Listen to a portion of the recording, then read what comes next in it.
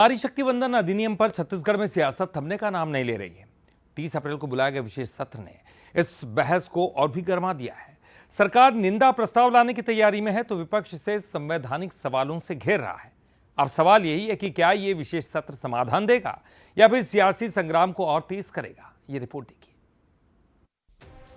नारी शक्ति वंदन अधिनियम को लेकर छत्तीसगढ़ की राजनीति में घमासान थमने का नाम नहीं ले रहा। 30 अप्रैल को विधानसभा का विशेष सत्र बुलाया गया है, जिसमें सरकार विपक्ष के खिलाफ निंदा प्रस्ताव लाने की तैयारी में है। इस पर कांग्रेस ने कड़ा ऐतराज जताया है। नेता प्रतिपक्ष डॉक्टर चरणदास महंत ने साफ कहा कि वो सत्र में शामिल होंगे, लेकिन लोकसभा की कार्यवाही पर विधानसभा में निंदा प्रस्ताव लाने की संवैधानिकता पर सवाल उठना लाजमी है। निंदा प्रस्ताव कैसे होता है, कैसे ला सकते हैं, कैसे आएगा? कौन सलाहकार,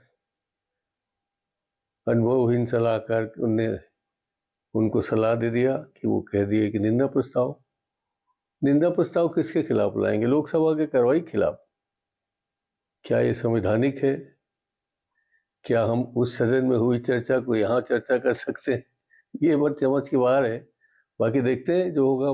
पूरी तरीके से भाग लेंगे, जवाब देंगे, शामिल होंगे, पूरा सहयोग करेंगे। महिलाओं के अधिकार से जुड़ा ये मुद्दा अब पूरी तरह सियासी रंग ले चुका है। बीजेपी सड़क पर विरोध जता रही है तो कांग्रेस प्रेस कॉन्फ्रेंस के जरिए जवाब दे रही है। राज्य में नगर पंचायत से लेकर विधानसभा तक निंदा प्रस्ताव लाने की चर्चा तेज है। विपक्ष इसे संवैधानिक मर्यादाओं के खिलाफ बता रहा है, जबकि सरकार का कहना है कि विशेष सत्र बुलाना पूरी तरह नियमों के तहत है। कैबिनेट मंत्री टंकराम वर्मा ने आरोपों को सिरे से खारिज किया है। सब संविधान का रूप हो रहा है और विशेष सत्र बुलाना असंवैधानिक नहीं है, संवैधानिक है।